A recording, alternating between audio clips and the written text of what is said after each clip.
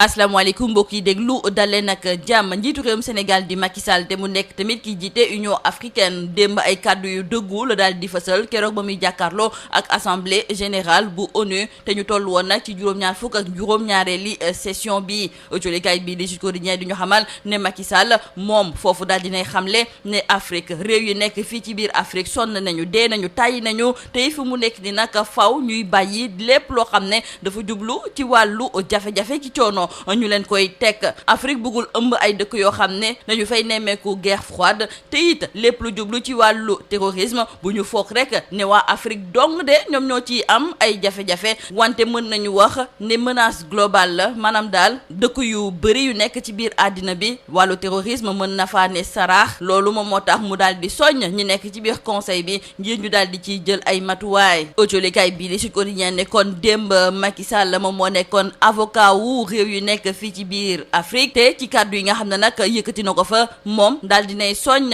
assemblée bi ngir ñu fexe ba jox benn siège ci conseil de sécurité de l'ONU Afrique ngir mu mën di jokkalante ak yeneen dëkk yi te loolu moom ñu daal di koy defee ci anam yu jaar yoon. ci biir colikaay bi di Le Soleil suñu naataangoo yi tamit di ñëwaat ci discours bi nga xam ne njiitu réewum Sénégal di Macky Sall fësal na ko ci juróom-ñaar fukk ak juróom-ñaareeli session bu assemblée générale des Nations Unies discours goo xam ne Macky dafa nekkoon ngir kaasal dëkk yi nga xam ne ñoom ñoo nekk fii ci biir Afrique ngir lépp loo xam ne dañu ko yellool ñu daal di leen koy joxee ci ni mu waree rax ci dolli tamit ñuy jàppale réewum Afrique te jàppale googu nekk loo xam ne du mujj di metti ci suñu kaw. ñu daal di jukki jëmale ko nag ci gouvernement bu yees bii nga xam ne kii di Amadou Ba moom moo ko daal di jiite. jolikaay bi di Le Vrai Journal ne kon fu mu nekk nii Amadou Ba bëri na ay dossiers yoo xam ne daal dinañu koy teg ci kaw taabalam bi dossiers yi nag la ca gën a fës bokk na ci dundugu seer gi xëyub ndaw yi ak lépp lu jublu tamit ci yenn ci ay affaires judiciaires yoo xam ne ba léegi daal kenn yeeyagu ci yàbbi wante suñu naataango yi tamit daal dinañ ci yokkaale li nga xam ne moom mooy mbënn mi fexe nag ba mu jeex takk fii nga xam ne moom mooy ci biir réew mi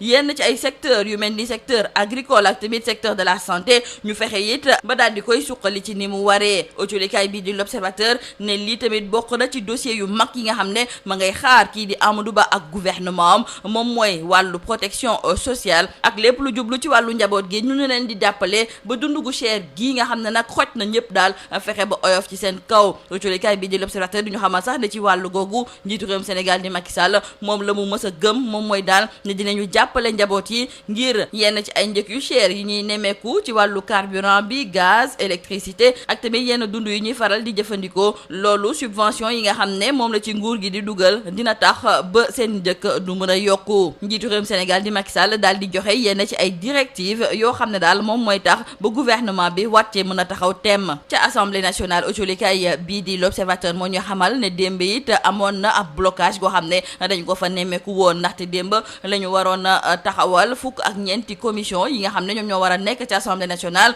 mbir ya nag waroon a tàmbale ci bi fukki waxtu jotee wante autolikaay bii di L'Obs mi ngi ñuy xamal ne ci ngoon si ba juróom-ñaari waxtu jotee daal la ñuy soog di mën a tàmbali seen i liggéey. waa Benno ak waa Yewwi ku ci nekk di joxoñ sa morom baaraamu tuuma ci liy waral blocage boobu. autolikaay bii di Libération moom mooy ñëwaat ci ab luubal goo xam ne dañu koo nemmeeku ca banque agricole mu am koppar gu weesu benn milliard goo xam ne dañ ko fa luubal ña ngi koy joxoñ baaraamu tuuma ki nga xam ne moom mooy Birama Diouf nekk responsable des grands comptes et des institutions et des projets de l'État moom di Birama Diouf moom ak jabaram daal dinañuy njuuj njaaj ci lu tollook fukk ak ñetti carte ci noonu ba mbir ya tàqee kii di Birama Diouf daal di ne fes ne menteng wante jéemoon naa jot ci koppar googu nga xam ne ñu ngi ko defoon ci benn compte courant ginnaaw waa division des investigations criminelles. autolikaay bi di Libération moo ñuy xamal ne doyen des juges moom it daal dinay dugg ci mbir yi. jeexale ko wàllu tàggat yaram ba autolikaay bi di Record di ñëwaat ci jongante xarito bi nga xam ne suñu gaynde yi dañu ko war a amal ak waa Bolivie fu mu nekk ni sax démb ñu ngi doon amal seen ñaareelu galop d'entraînement fële nga xam ne moom mooy ca stade La Source d'Orléans. autolikaay bii di Record du ñu xamal ne bëri woon na ay supporters ya fa nekkoon ngir ñëw seetaan si suñu gaynde yi seen entraînement boobu wante it daal dinañuy nemmeeku ne Aliou Cissé am na juróom benni joueur yi nga xam ne daf leen a woo te tey ji dañoo forfait kon fu mu nekk nii Aliou Cissé dafay mujj sukkandiku rek ci lu tollook ñaar fukk ak ñetti gaynde lii moo nekkoon mbokk jullikat yi li gën a fës ci biir autolikaay yi ñu leen di ñaanal njeexte lu bës ak jàmm. Mesdames et messieurs, bonjour. Le chef de l'État Macky Sall, président en exercice de l'Union africaine a porté haut et fort la voix du continent lors de la 77e session de l'Assemblée générale de l'ONU. Selon nos confrères de Sud Quotidien, Macky Sall, dans son discours, s'est érigé en avocat de l'Afrique, dont il a défendu sur les plans aussi bien économiques et environnementaux qu'énergétiques, entre autres, face aux grandes puissances.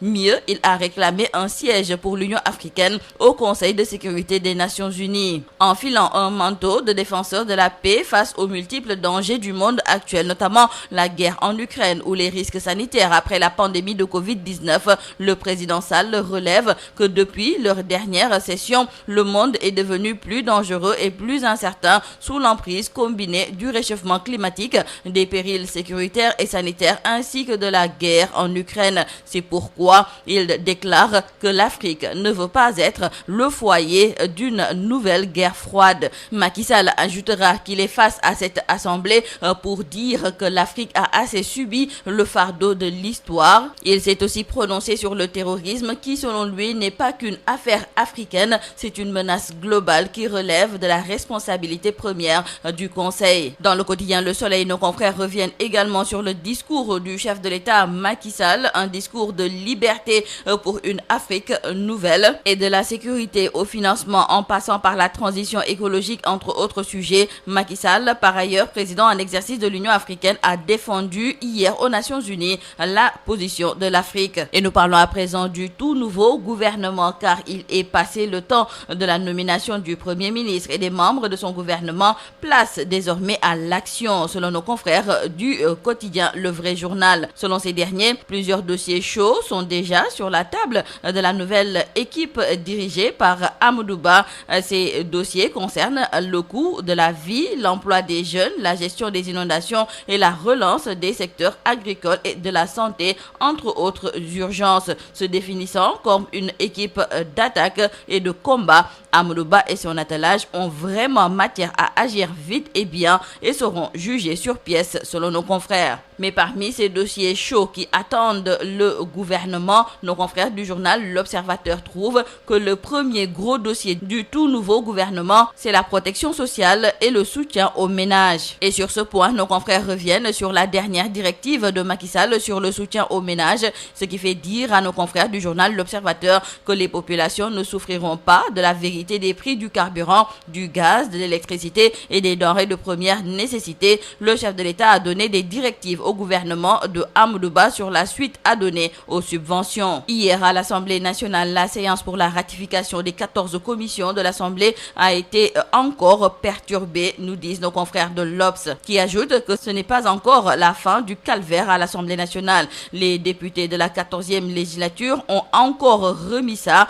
Comme lors de ces deux premières séances, l'Assemblée nationale a encore fait l'objet d'un blocage. Les travaux de ratification des 14 commissions ont été perturbés. Les députés ont passé toute la journée d'hier à l'hémicycle à attendre. Prévu à 10h, la séance n'a finalement démarré qu'à 19h15. Benno et Yewwi se rejettent la responsabilité du blocage des travaux. Nos confrères du journal Libération nous parlent de ce préjudice qui grimpe après les malversations à la Banque agricole. 1,254 milliards de francs CFA détournés. Le responsable des grands comptes, des institutions et des projets de l'État au niveau de cette banque, Birame Diouf, s'est servi en même temps que son épouse et son beau-frère à travers 13 cartes AFIA frauduleusement alimentées. En fuite depuis le 11 août dernier, Birame Diouf a tenté de récupérer une partie des fonds logés dans un compte courant ouvert au nom d'une société dénommée Straton Invest. Et après la DIC, le doyen des juges a été saisi à travers